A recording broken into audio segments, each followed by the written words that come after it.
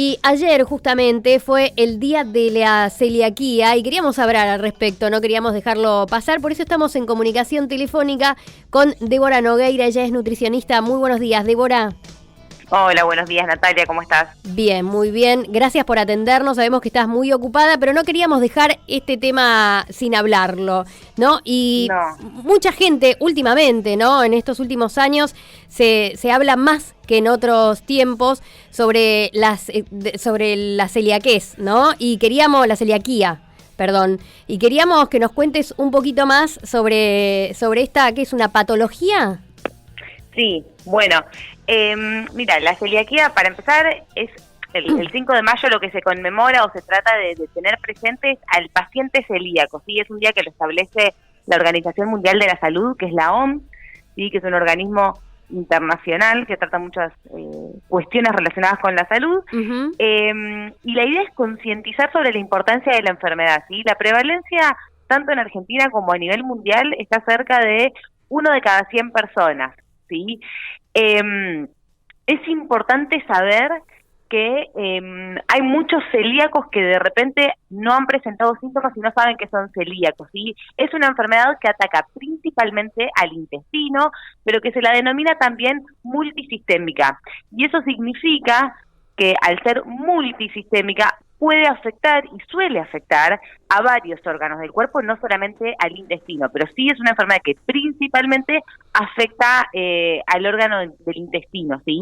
Uh-huh. Es una enfermedad autoinmune, donde hay una reacción del sistema inmunitario de la persona, ¿sí?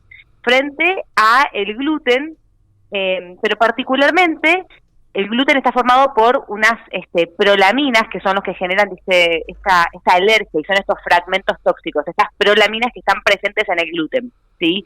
Entonces es una reacción de nuestro sistema inmunitario, en realidad del paciente celíaco, claro, ¿sí? Frente a la exposición con estas sustancias a nivel intestinal.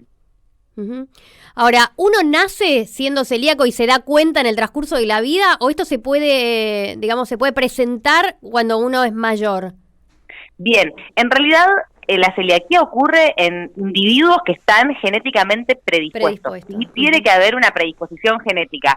Existen unos marcadores que se llaman HLA DQ2 y DQ8, que son los marcadores genéticos que están presentes en casi todos los pacientes celíacos. Es casi improbable que si la persona no presenta estos DQ2 y DQ8 o DQ8, uh-huh, presente la enfermedad celíaca. Los pacientes celíacos lo presentan. Ahora bien, ¿por qué hay momentos en la vida donde uno dice yo no era celíaco y de repente desarrollé la enfermedad celíaca? La predisposición genética está. Seguramente la exposición al gluten estuvo desde la niñez, pero muchas veces hay factores como estrés o alguna variable externa que termina haciendo que precipite la enfermedad. Tiene que haber varios factores, digamos, para que la enfermedad precipite. Y es importante aclarar que, aunque el paciente muchas veces no tenga la presencia de síntomas fuertes, si está diagnosticado con celiaquía, como paciente celíaco, sí, tiene que cuidarse de igual manera, ¿sí? Porque el daño a nivel de los órganos existe y es real. Entonces, si me diagnosticaron, que es muy frecuente, y lo aclaro porque a veces pasa mucho me diagnosticaron celiaquía, pero la verdad es que no tengo síntomas, el paciente que ha sido diagnosticado con celiaquía, presente o no presente síntomas, tiene que tener una dieta libre de gluten, porque el daño en los órganos, fundamentalmente en el intestino, pero puede haber daño en otros órganos, está presente. ¿Y qué podría pasar a largo plazo?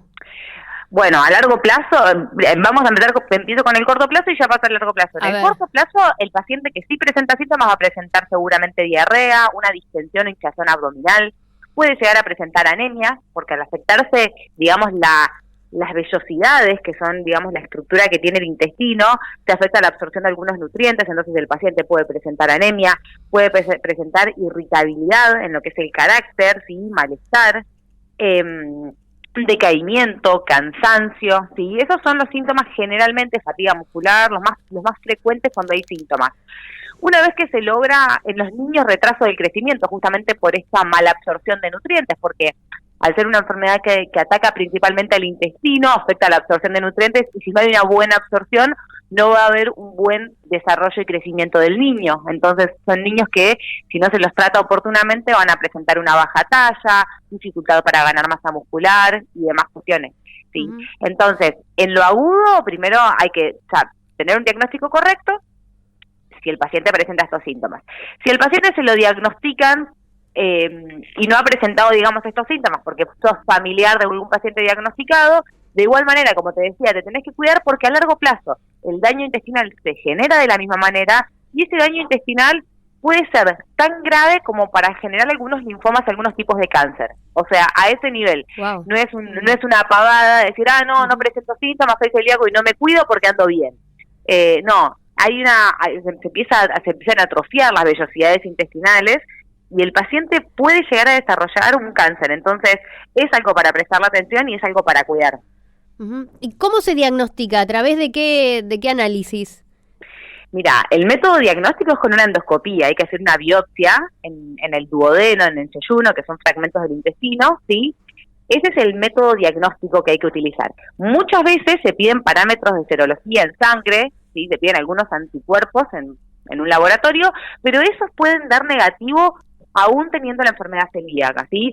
Y esto también está bueno aclararlo. Cuando uno cree que puede llegar a tener celiaquía o tiene algún pariente que tiene, lo importante es ir a un gastroenterólogo y que el gastroenterólogo primero evalúe bien con su criterio médico y vea bien cómo es el procedimiento a seguir. Si yo voy al gastroenterólogo porque creo que tengo enfermedad celíaca y por voluntad propia, sin haber consultado con un profesional, quito todos los alimentos que tengan gluten de mi alimentación, y en ese momento el gastroenterólogo me manda a hacer un análisis de sangre, probablemente mi análisis dé negativo, ¿sí? Por eso no es muy confiable el laboratorio, sí la endoscopía con una biopsia, porque si yo quito los alimentos con gluten de mi dieta, esos anticuerpos me van a dar negativo en el laboratorio, pero eso no implica la ausencia de la enfermedad. Claro. Y una vez diagnosticado, una vez que me hice cargo de esta enfermedad, que no debe ser fácil, ¿no? Como cualquier otra, más que nada te pregunto a vos como nutricionista, así con la dieta que tenemos los argentinos en general, ¿es muy complicado ser celíaco? Es muy costoso. Eso te iba. Complicado a nivel costumbres y a nivel costos. Mira, a nivel costo es complicado porque se ha lucrado mucho con esto. Y la verdad es que es muy costoso. Siempre hay que tener en cuenta que los pacientes celíacos tienen que consumir alimentos que estén con el logo de las 3 espigas, que es el que usamos nosotros acá en Argentina. Si yo veo un alimento en el supermercado que dice libre de gluten, pero no tiene el logo de las 3 espigas, ¿sí? Ese logo significa que está certificado, que pasó por la ANMAT, ¿sí? Que me está garantizando que ese alimento está limpio, que no está contaminado. Primero tiene que tener ese logo. Hay muchos alimentos que consumimos, la mayoría que lo tiene, ¿sí? Si miramos los quesos untables, la mayoría lo tiene, y si uno se pone a pensar, es obvio, lo deberían tener todos los quesos porque no hay razón por la que un queso deba tener partículas de trigo, pero bueno, de igual manera los pacientes celíacos tienen que tener en cuenta que tienen que consumir con el logo de las 3 espigas. Y en relación a costos, sí, muchas veces se especula y las galletitas, algunos panificados para celíacos, la verdad es que tienen un costo alto. Generalmente los pacientes celíacos terminan involucrándose, que es lo que uno aconseja mucho en la cocina, en su propia cocina, para poder desarrollar sus propios panificados, galletitas, alimentos y demás.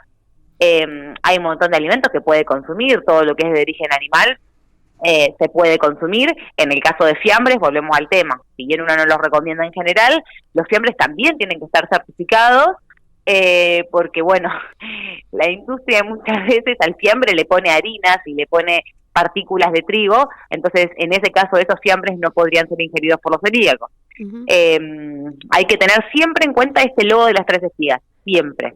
Bien, y algo también importante a tener en cuenta, ¿no? Una vez que uno ya está diagnosticado, es el hecho de cuando prepara sus alimentos que no se contaminen, ¿no? Exacto. Que hay que tener muchísimo cuidado. Exactamente, si en la casa hay una persona con celiaquía, lo aconsejable es que tenga sus propios utensilios, que tenga todo propio, ¿sí? Y que no lo almacene ni siquiera a los platos con el plato del resto de la familia, ¿sí? Ajá. En el caso de la cocina, extremista? Mira, hay pacientes celíacos que son muy sensibles, ¿sí? La celiaquía puede presentar, entre otras cosas, algunas alergias de piel en pacientes muy, muy sensibles. Y sí, lo que se aconseja es que use sus propias cosas, que primero cocine para el paciente celíaco, porque supongamos que voy a hacer unas pastas y soy celíaca, primero me hago las pastas para mí y después las pastas para el resto de la familia. Entonces me aseguro de haber lavado bien la olla previamente y después el resto puede hacer su preparación. En relación al almacenamiento, lo mismo, no almacenar en la misma alacena una harina apta para celíaco al lado de una harina de trigo. Más allá de que estén cerrados herméticamente, no es lo aconsejable. Compartan alacenas, ¿sí?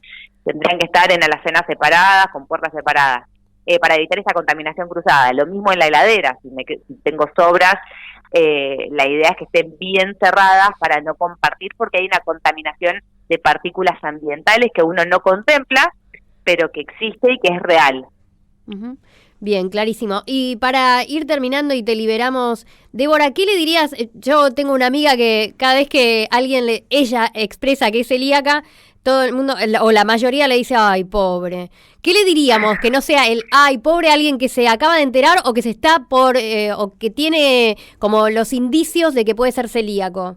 Que no sea el, ay, pobre. Al que tiene los indicios, acudir al médico y primero tener un diagnóstico certero. Y al que ya está diagnosticado con celiaquía, que el ay, pobre se convierta en una inclusión, sobre todo en las cuestiones sociales, que de repente hoy por hoy las tenemos un poco restringidas por pandemia, pero que haya una inclusión en lo que vamos a planificar para cocinar cuando nos juntamos con amigos. Si sabemos que hay alguien celíaco, se pueden hacer un montón de preparaciones para que el paciente celíaco no tenga que llevarse su propio tupper, que no tenga que estar dando vueltas, ¿sí? En lugar de decirle, ay, pobre, incluirlo, es una buena manera de que el paciente no sienta una carga de su enfermedad, porque realmente, ¿sí? El paciente, si no tiene para comer, tiene que llevarse su propio tupper, y eso no está bueno, no es práctico, y muchas veces les cuesta ir a lugares donde hay gente, donde se comparte comida, porque hay una exclusión, digamos, no se sienten partícipes de la comida, y muchas veces eso los excluye. Entonces, incluirlos desde lo que vamos a preparar,